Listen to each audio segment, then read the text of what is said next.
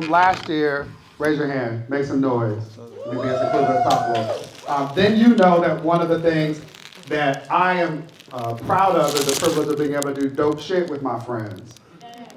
The next honoree is one of my friends in real life.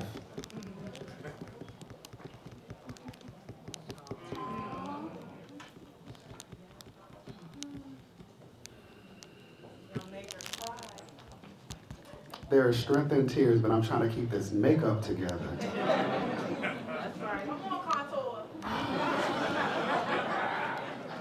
Do I see? Candy Castleberry is the Vice President of Inclusive Experiences and Technology at Amazon. She's the creator of the bolt-on to built-in model. It's trademarked, don't try and steal her shit. Which helps organizations create environments of dignity and respect by shifting the responsibility for achieving an inclusive culture to every employee. Anybody who has known Candy or has experienced her over the course of her illustrious career knows that she not only talks the talk, she walks the walk. She shows up in corporate spaces to be disruptive for our good. And she does it sometimes in spite of seemingly insurmountable obstacles. So in the same way that I've been asking y'all to pray prayers of protection if you know Jesus, I need y'all to direct them over to her way as well. Please give Candy Castleberry a round of applause.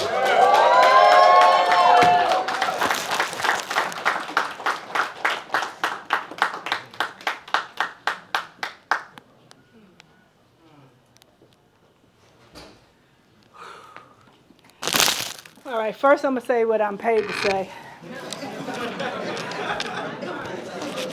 They put it on these cards, so I'm going to say hi. Thank you, Dr. David Johns. And to the distinguished award recipients, members of Congress, and esteemed guests, it is a privilege to be in your company, and although they told me to say that, it is. My deepest thanks to NBJC, and I'm humbled to receive this award, not just because it's NBJC, but because I just love David Johns. And I'm going to detract from this.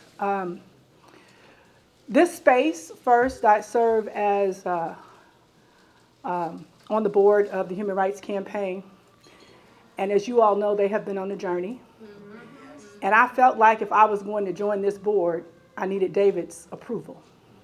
Because I needed to make sure that if I was going to hold a seat, that I represented the community in the way that was right and fit.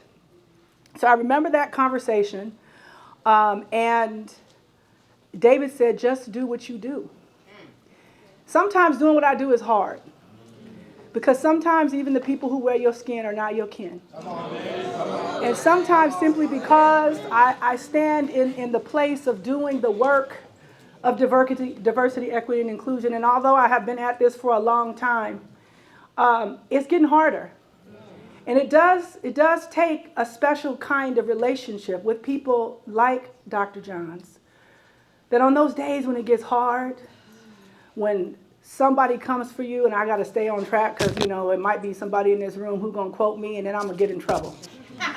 So I'm just going to say this is the hardest time ever. I've been doing this work for almost 20 years, never with any intention of it being my long-term career. But I fell in love with the advocacy. I fell in love with the change. And I do believe that this is the moment that we all have been called to do the most important work ever. And although we are all going to vote, there's two things that are going to happen. Either the other side who stands against us is going to get emboldened because we didn't succeed, which we will, or they're going to be pissed off because we did. And the people who are pissed off climb walls and buildings without thinking about the fear of consequences. And I know that in spite of our best efforts to create an inclusive world, we have 1.6 million employees who work for Amazon. And I know that my commitment is to create an inclusive space, regardless of who people are. But I also know that there's been 400 pieces of legislation in this year alone that have come for the LGBTQ community. And as Amazon stays committed to gender affirming care as a health care provider and as having for our employees and ensuring that we have LGBTQ customers as well as vendors and suppliers on our platform, this work is going to get harder. So let us not get comfortable. Let us make sure that the things that we're doing are creating a safe space for people to love who they love and be who they want to be. And that is my commitment. And I stand here, as a member of the board, but I stand here as David John's friend. I stand here as an ally of the LGBTQIA plus community. And I stand here as an advocate in every day that I live. And what I can tell you is that I believe we've been given each day to live and do as we will. We can waste it or use it for good when tomorrow comes. The day, the advocacy, the interactions that we have will be gone forever.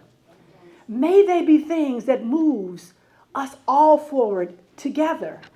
May they be things that make the world safer and accessible for the LGBTQ plus community. And may they be things that remind us that when we're all alone, that we have groups like this, friends like this, and communities like this that will help us to get back up on the next day. So thank you so much. I'm honored to receive this award. I did not say anything I was supposed to say, but I am grateful. Yes, you did. All right. All right. I love you. And I hate that corporate photo. All right. Well, let's take one now that you All right. can use to replace it. All right. So just quickly, 3 things. She misspoke at the end. She said everything that she was supposed to say. Yes. That I know. And Dr. Hunter said earlier, Congresswoman Barbara Lee opened up the doors of the church. So y'all just make space for the ushers who's going to be coming down after that word that was delivered.